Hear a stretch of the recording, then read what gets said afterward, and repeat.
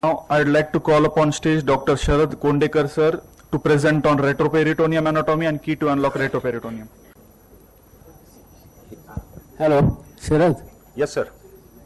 मी माझ्या क्लिनिकमध्ये कमीत कमी 5-10 वेळा तरी रेट्रोपेरिटोनियल इन्सफिलेशन्स केलेलं आहे. ओके. त्याच वेळेस मला कळलं की रेट्रोपेरिटोनियम काय असतं. Basically, as he said, the thing is retroperitoneum. Looking it as an anatomy is very easy, but whenever you do ultrasound or CT or MR, it is very difficult to compartmentalize the retroperitoneum. So looking it as an anatomy is easy, but unless there is what happens is whenever there is some pathology in the retroperitoneum, then only you can differentiate the structure from one compartment to other. So anyway, retroperitoneum is a very big topic. We are going to talk about the anatomy part only today, and that too I am not going to go into the depth of the anatomy. What I am going to highlight today is how to how to unlock the retroperitoneum. Basically, that's the title. So what are the things and how we can differentiate one structure from other.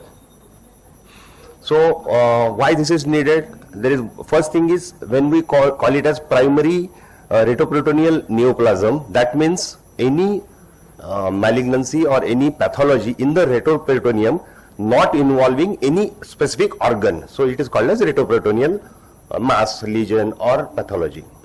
Now what are the challenges for the radiologist? Precise localization of the lesion is very, very important, and for that what you have to do is once you localize the lesion, then your differential diagnosis anyway is going to narrow down, so it becomes easy for you to diagnose. So the first thing is to know which compartment the lesion is there. So we'll be talking about the anatomy in a one typical pattern, and that is called as tri-compartmental model. So once you look at the retroperitoneum as a tri-compartmental thing, then it becomes easy to differentiate the structures from or pathology from one compartment to other. Now these are the retroperitoneal structures. What is retroperitoneum? It is see there are three type of cavities in the abdomen. One is intraperitoneal, second is retroperitoneal, and third is extraperitoneal. So what do you mean by retroperitoneum? Is anything which is posterior to the posterior wall of the parietal peritoneum and anterior to the transversalis fascia. So this entire thing is retroperitoneum. So what are the structures? These are we go with the kidney first. Kidney is the center of the retroperitoneum, or rather than calling it as a center, we should go from kidney and then try to differentiate the retroperitoneum into 3 different compartments. So there is the first is anterior pararenal fascia space. Then there is a perirenal space, and third is posterior pararenal space. Now how these structures are differentiated? This is the ascending colon, this is the descending colon, this is duodenum, pancreas. So these are in the anterior pararenal space. Then we have kidneys, adrenals, ureters in the perirenal space, and the posterior pararenal space there is only fat there. So this is how we can differentiate. This is the posterior parietal peritoneum. Posterior to that is the anterior pararenal fascia. So these are the structures. This is also called as GI space because most of the structures are gastrointestinal structures inside the anterior pararenal space. Then this is the perirenal space, which is in between the Girota's fascia and fascia of Zuckerkandl. So this is also called as GU space because there are genitourinary structures in this. And posterior to this is posterior pararenal space. There is only fat inside this, and this is the fat when it goes anteriorly. what we used to call in conventional radiology, that is properitoneal fat line. So that fat line is actually the fat in the posterior pararenal space. So these are the structures. So this is GI space, the second is GU space, and then the third has a fat, only fat, and there is one great vessel space in between this. The importance of this great vessel space is that this is continuous with the mediastinum. So any pathology in the this great vessel space can go from mediastinum to retroperitoneum or retroperitoneum to mediastinum. So that is very important. And then these are the, if you see, these are not normally seen, but whenever you see there is a acute pyelonephritis, you can see these septi, and these are called as septa of Kunin. These are inside the perirenal space. So these septa will not be seen normally, but whenever there is an abnormality, these are seen. And this is the great vessel space, this is very important, because any pathology in this, if it is seen, always try to see the extent of it, whether it is extending into the mediastinum or not. So then there is a concept of interfacial planes. So this, when we call this as a Girota's fascia or fascia of Zucker-Kandel, these are not. This is not a one single septum. There are multiple layers. So sometimes there can be fluid inside these also. So whenever there is a case of pancreatitis, you see there is a thickening of the anterior pararenal space, anterior pararenal fascia. So so actually there is a fluid in between these interfacial planes. So then anterior to the kidney, we call it as a retromesenteric plane. Then posterior to the kidney, it is the retrorenal plane, and there is a lateral.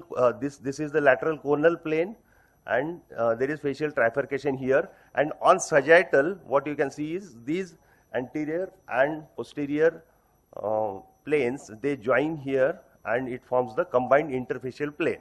So that is seen on sagittal images, and that too whenever there is an abnormality. Normally these are not seen. So what are the steps? There are few signs we should keep in mind. That is, one is beak sign, then second is phantom organ sign, or invisible organ sign, or embedded organ sign. I'll just show you examples of this. So whenever there is a tumor here, an organ, this is the organ, so this is negative beak sign. Whenever you see this beak covering the tumor, it is a positive beak sign. So that means the tumor is arising from this organ. Whenever there is a negative beak sign, this tumor is not arising from that particular organ. Then second is embedded organ sign. That is, whenever you see appearance like this is negative embedded organ sign. That means the tumor is outside that organ, and it is just indenting the organ. And whenever there is a positive embedded organ sign, this tumor is probably or definitely arising from this particular organ. So just to revise, what is very important is just keep in mind this tri-compartmental model. Try to locate the kidney first, and then try to see the Girota's fascia, fascia of Zucker-Kandel, and accordingly you can differentiate all these three compartments. These are just a few abnormal images just to show how it is seen. Normally this is not seen. These fascia are not seen, but now because of inflammation here, you can see this Girota's fascia. You can see this fascia of Zucker-Kandel here, and this is what I told you, the interfacial, the anterior fascia and posterior fascia, they join here, and you can see because of this, whenever there is some infection in the kidney or perirenal region, it can track down towards the pelvis.